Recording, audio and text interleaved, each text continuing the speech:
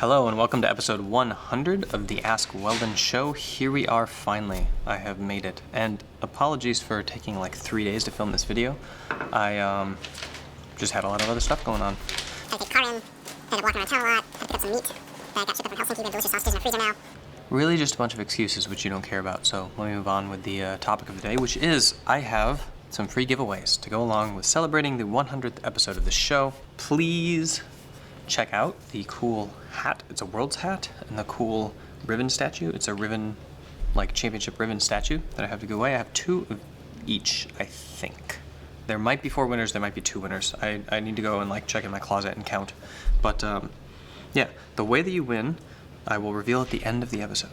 Please go there. So yeah, let me dive into the show, and please enjoy and please share. The first question today comes from Senel Failed, and they ask, I have been skating for 6 years. I plateaued really hard, so I took a break, but I'm still plateauing. Tips. Try my phone.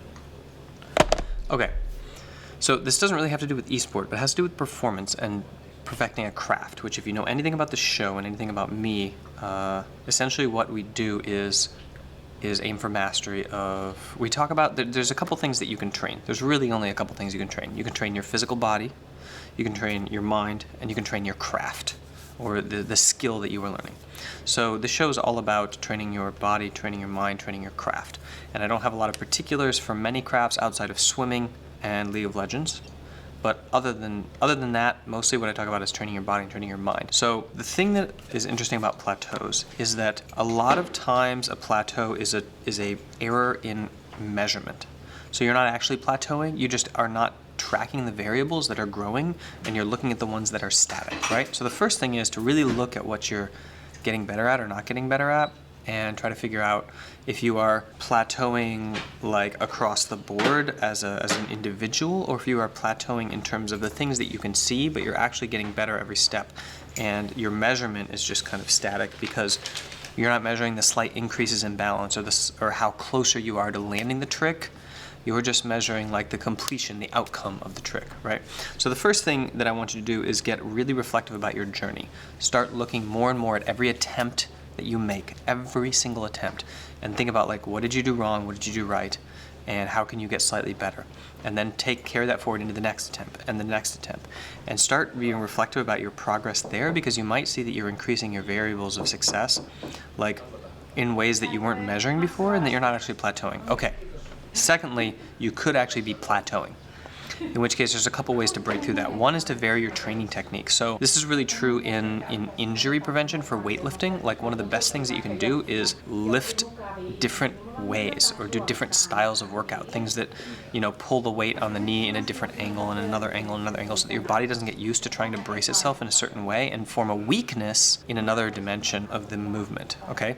So cross-training is real, but it has to be thought out. You can't just like cross-train blindly and hope that it affects what you're doing. You have to think of activities and cross-training that dovetail into the skill that you're trying to get strong at. For example, the gold medalist at this year's Olympics in Rio did, for women's wrestling, did tons and tons of weightlifting and got really strong, which is really counterintuitive to what a lot of female wrestlers were doing at the time, Greco-Roman wrestling. And so the kind of cross-training that was designed, because there was no history of what kind of weightlifting is best suited for like managing your weight so that you stay in the right weight class, building strength without building mass, and building the correct kind of strength necessary for Greco-Roman wrestling moves, right?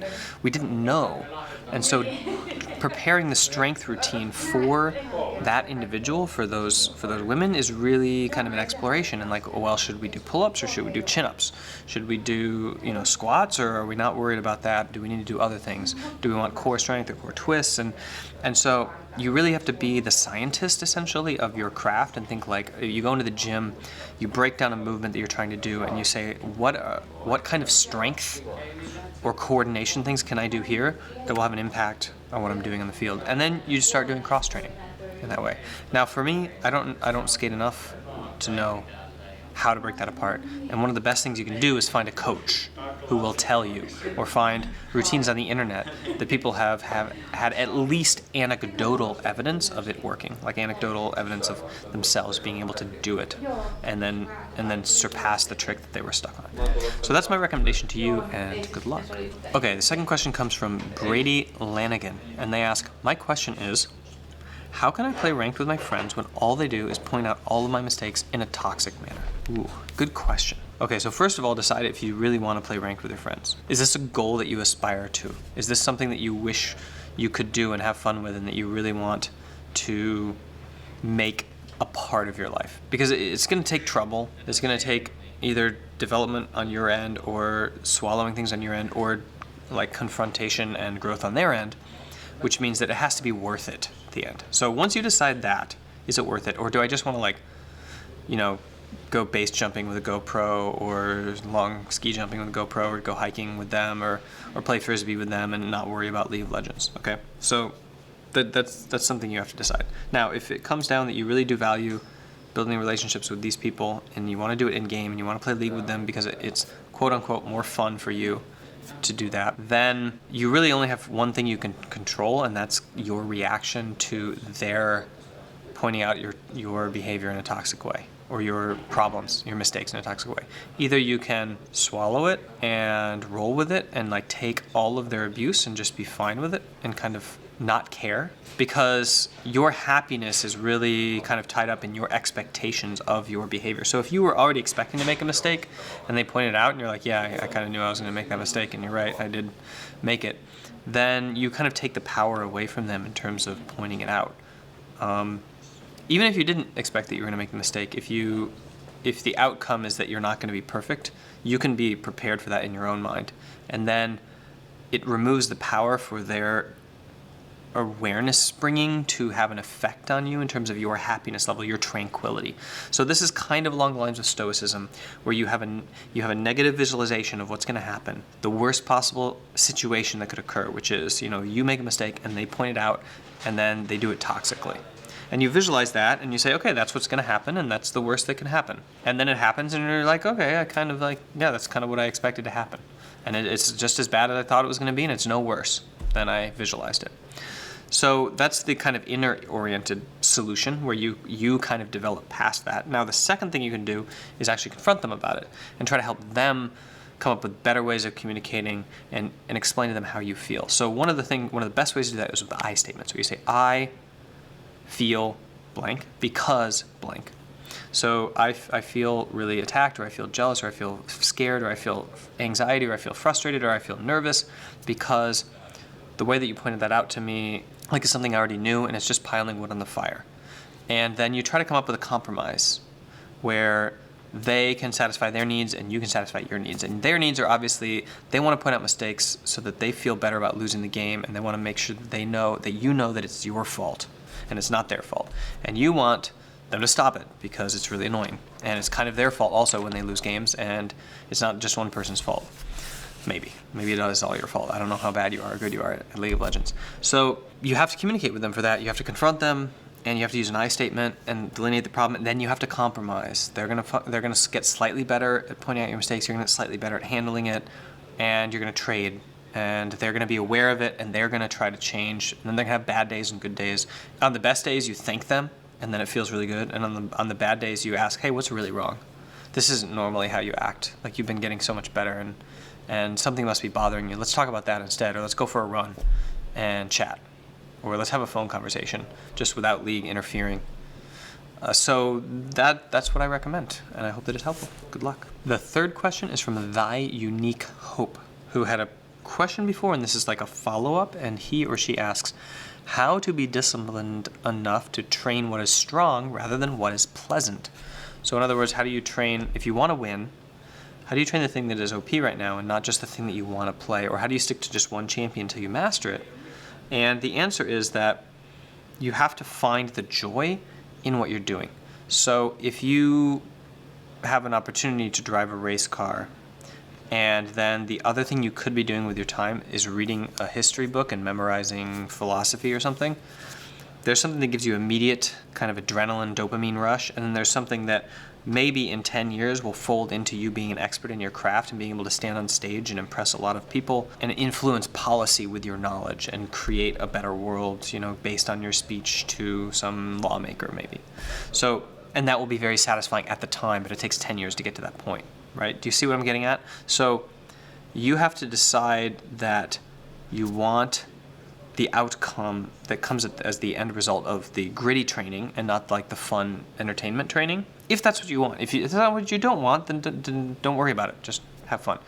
But if you do want that, and you want it more than you want the right now entertainment, then what you do is two things. You wire up your actions now to the future already.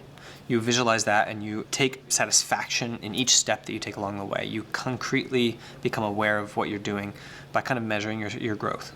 And number two, you find mini games within your growth that you can do over and over and over again as you kind of get better. So it's not good enough to play your 700th Rise game and just get slightly better without actually creating a mini game that is just beyond your potential. So you say, like, this is something I cannot do on this champion that if I try really hard this game I could do, and my mini game is to try to do that as much as possible, and then you go all in on it. And mini games really they kind of like put questing like back into the game for you. If it's something that you've been grinding out and you're getting automatic, you're not even thinking about the game as you're playing it because you're just playing your 1746th Cinder game and you're like, okay, I know everything about this champion.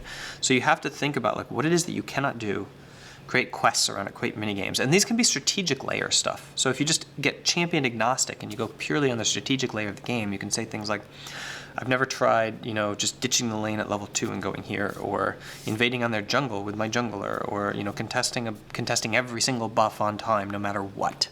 No matter what. Literally no matter what. Like abandon the wave, abandon the team fight, whatever. Go contest the buff. Or take it if they're not contesting it. So these are things that you can do to kind of entice yourself to put questing back in the game, to give you achievements and accomplishments that you feel that growing. And then you can find small joys in that. Next question, number 4, from Pino Crodino, and he says, or she says, my teammates tend to tilt and blame each other when they lose. What can I do or say to build a better team environment? First of all, Pino, fantastic question, and I love your wording here. When you didn't say, how can they stop that? You said, what can I do or say to be a leader, to like build a better team environment to help them through that? So you're looking at what it is that you can control in order to enact change within their world. And that's a fantastic starting point. It means that your head's in the right place in terms of your control over the situation. So your teammates tend to tilt and blame each other when they lose. Understand what's at stake. So when people lose, essentially there's a lot of shame. There's a lot of shame going around. So there's frustration or anxiety for the person who did pretty well in that game and lost anyway. And then there's shame for the people who know that they kind of cost the game and are embarrassed by it and are willing to do anything except confront the people that they lost the game for.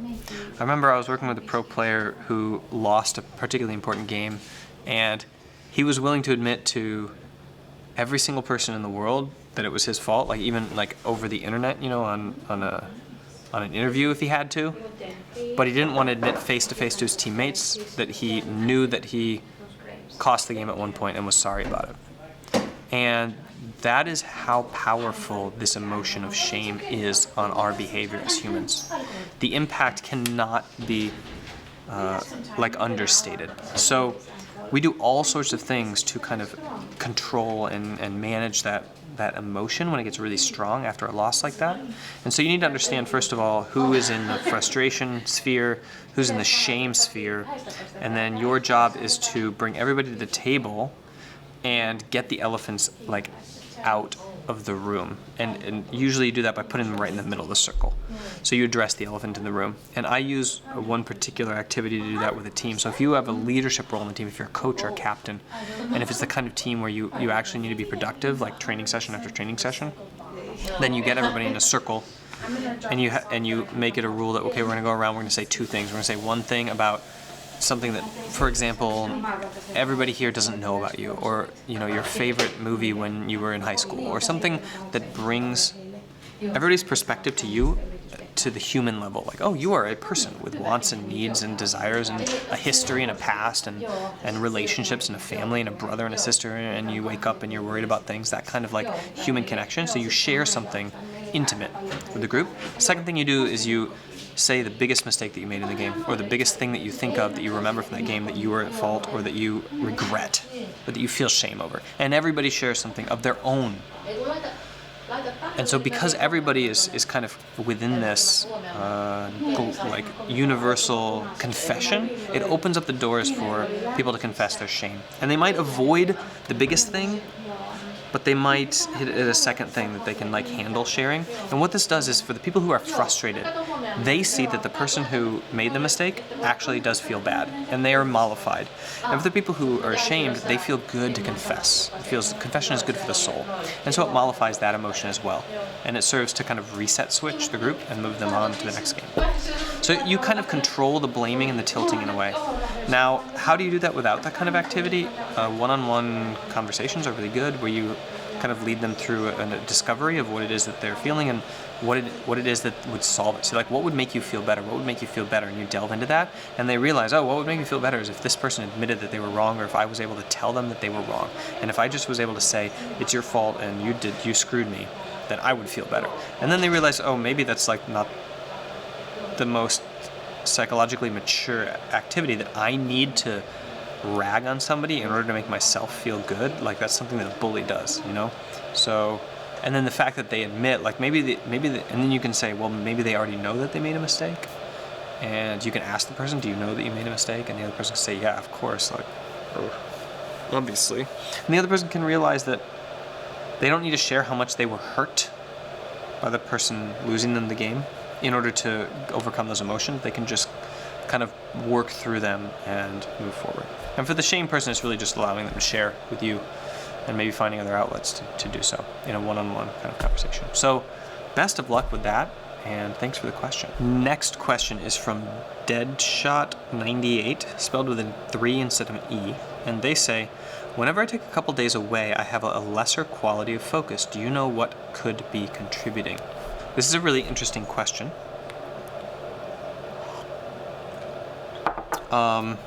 I'm not sure that I have a really good answer for you, because I think it's pretty straightforward. I think that when you take time off, you need to warm up again.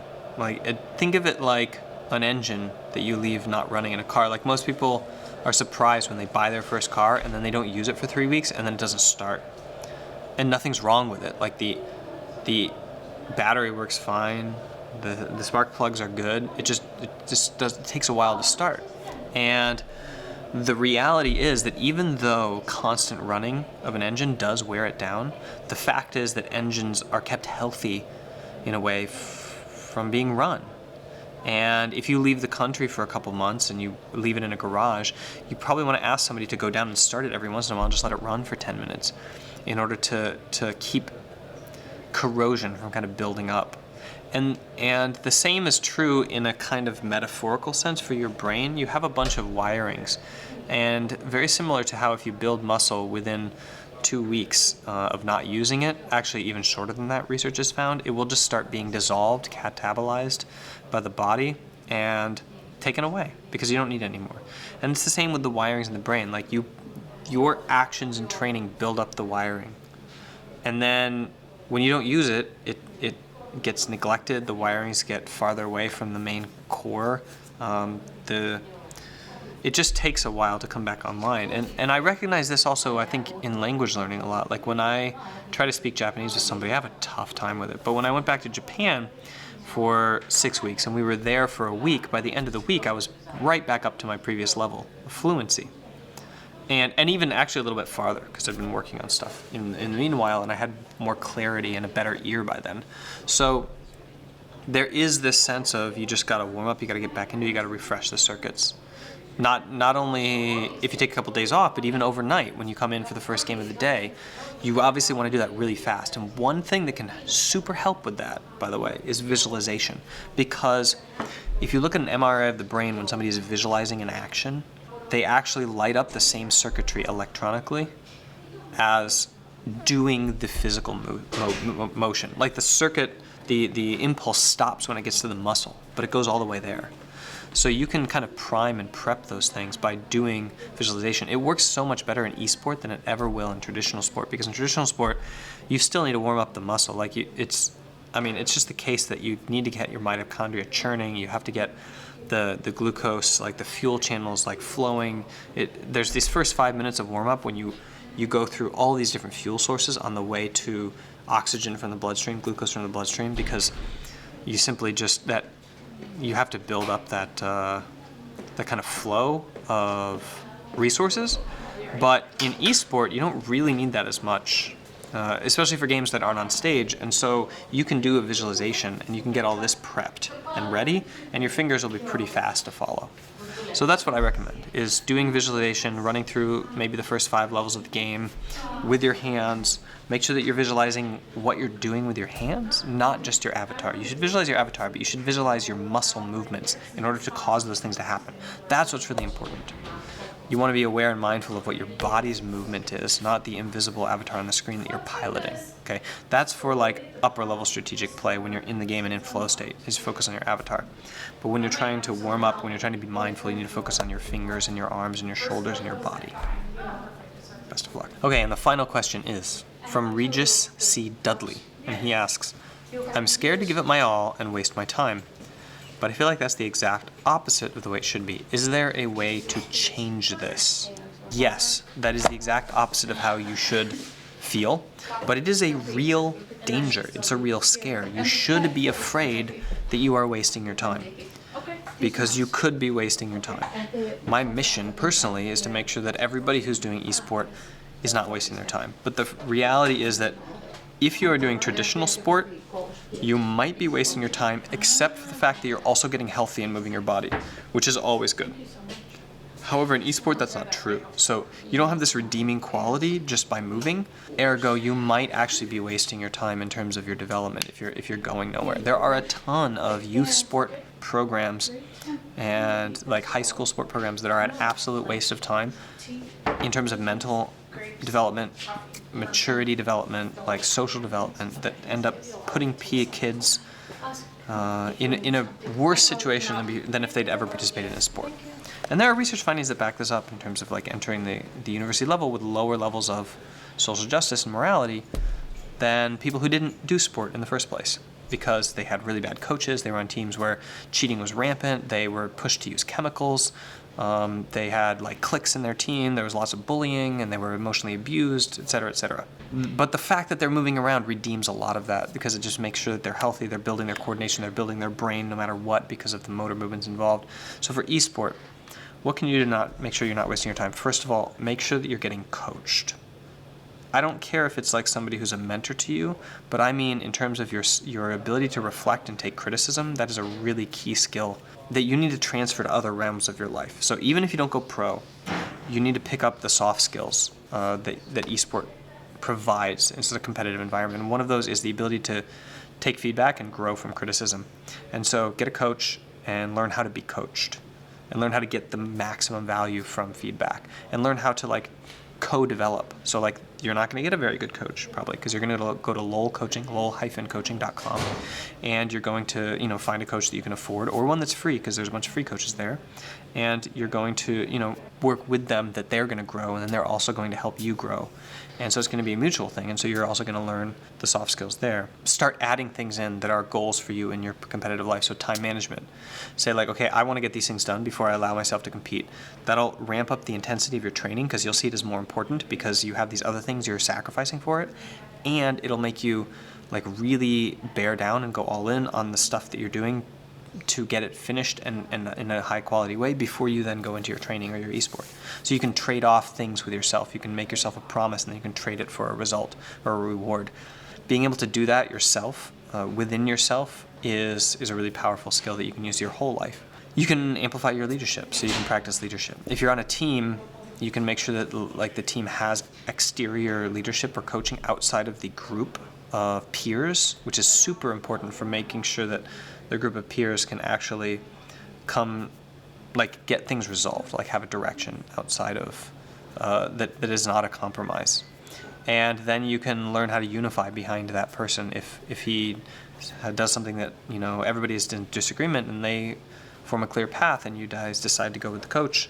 Like, that kind of compromise is really tough in the real world, and it's something that you learn in sport because that's the way that sport should be constructed for, like, exploring those kind of emotional intelligence skills. So there's all sorts of things that you should be focusing on, and I think that, you know, if you really think about it, you know what feels right in terms of structuring your esport life. And the more that you take your esport as a craft and you aim for mastery in it, and you try to learn reflective skills and try to improve constantly, no matter what situation you're in, and build your life around that, the more that you will gain from that experience in terms of your ability to apply those skills to everything else that you ever do.